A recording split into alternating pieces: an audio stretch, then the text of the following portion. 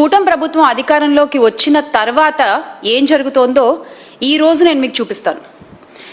నిజం మాట్లాడాలంటే గత 15 నెలలుగా ఈ కూటమి ప్రభుత్వం అధికారంలోకి వచ్చిన దగ్గర నుంచి రాష్ట్రంలో రాబందులు స్వైర విహారం చేస్తున్నారు.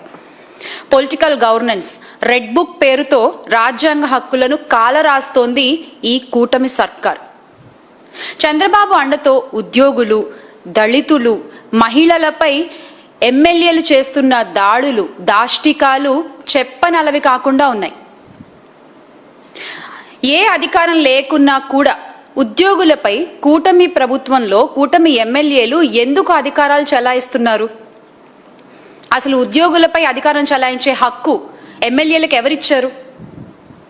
మాట వినని ఉద్యోగులపై వేధింపులు, బదిలీలు.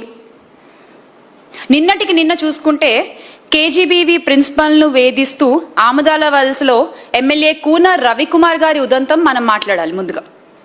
అంటే కూటమి ప్రభుత్వం వచ్చిన నాటి నుండి రాష్ట్రంలో ఇందాక నేను చెప్పినట్టు దళితులు, ఉద్యోగులు, అందులో మహిళా ఉద్యోగుల పట్ల ముఖ్యంగా ఈ ఎమ్మెల్యేలు చేస్తున్న ఒత్తిడి, ఈ ఎమ్మెల్యేలు చేస్తున్న దారుణాలు, బెదిరింపులు, దాష్టికాలు ఒక్కొక్కటి పెరిగిపోతూనే ఉన్నాయి.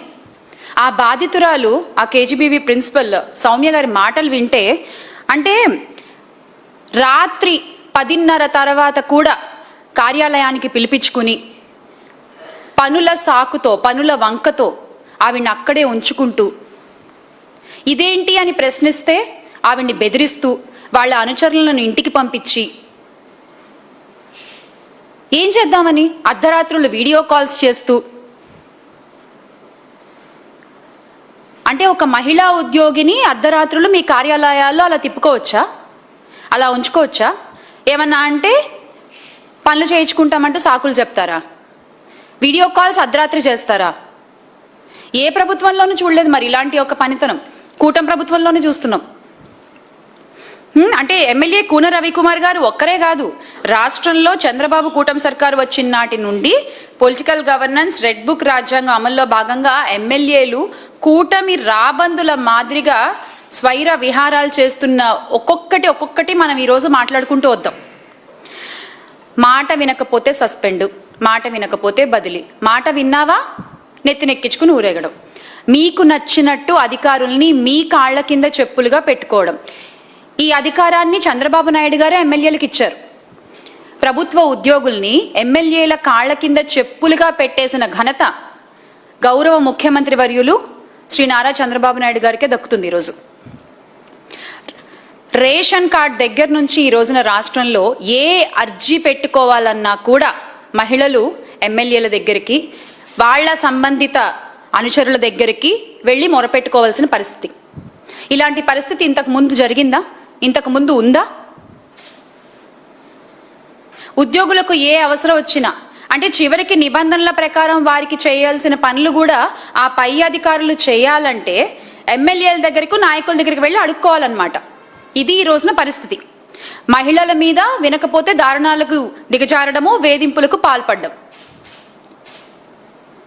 ఉద్యోగ భయంతో తమ ప్రాణాలకు హాని తలపెడుతున్నారు అని చెప్పి పోలీసులతో మొరపెట్టుకున్నా కూడా పోలీసులు పట్టించుకోని పరిస్థితి ఈ రోజున రాష్ట్రంలో మనం చూస్తూ ఉన్నాం. ఇక్కడ కనుక మనం చూసుకున్నట్లయితే పల్నాడు ఎస్పీకి ఫిర్యాదు చేసేందుకు అంబులెన్స్లో వచ్చింది రోసమ్మ గారు. మీరు చూడొచ్చు, టీడీపీ మహిళా నేత నుండి నన్ను కాపాడండి బాబోయ్ అంటూ మొరపెట్టుకుంటోంది ఆవిడ. కలెక్టరు ఎస్పీకి వృద్ధురాలు వినతి పత్రం అందించి ఆమె 1.5 ఎకరం స్థలం దురాక్రమణకు మహిళా నేత దౌర్జన్యం చేస్తున్నారు అంటూ ఆవేదన వ్యక్తం చేస్తే అసలు ఆమెని పట్టించుకున్న వాళ్ళు లేరు ఈ రోజున. అంటే ఇలాంటి న్యూస్లు నిజంగా జరిగితే కూడా ఇవన్నీ ఒక సాక్షి పేపర్లోనే ఎందుకు వస్తున్నాయి? మిగతా పేపర్లో ఎందుకు రావట్లేదు? ఈ న్యూస్ అబద్ధం కాదు, ఆమె ఆవేదన అబద్ధం కాదు, మరి ఒక్క సాక్షి మాత్రమే ఎందుకు నిస్సహాయుల పక్కన, అభాగ్యుల పక్కన నిలబడి ప్రశ్నిస్తోంది ఈ రోజున? ఈ విషయం రాష్ట్ర ప్రజలందరూ కూడా గమనించాలి. ఎందుకు అంటే మొన్నటికి మొన్న శ్రీకాకుళం జిల్లా ఆముదాల వలసకు చెందిన టీడీపీ ఎమ్మెల్యే రవికుమార్ గారు మహిళా ఉద్యోగుల్ని వేధించిన సంగతితో పాటు ఇలాంటివి రాష్ట్రంలో ప్రతిరోజు కోకొల్లలు జరుగుతున్నాయి. కానీ ఎంతమంది మాట్లాడుతున్నారు దీని మీద? మాట్లాడరు. ఎందుకంటే ఎల్లో మీడియా మాఫియా ప్రశ్నించే సాక్షి ఛానల్ గొంతు నొక్కేస్తారు, ఇబ్బందులకు గురి చేస్తారు ఆ ఛానల్ని కూడా.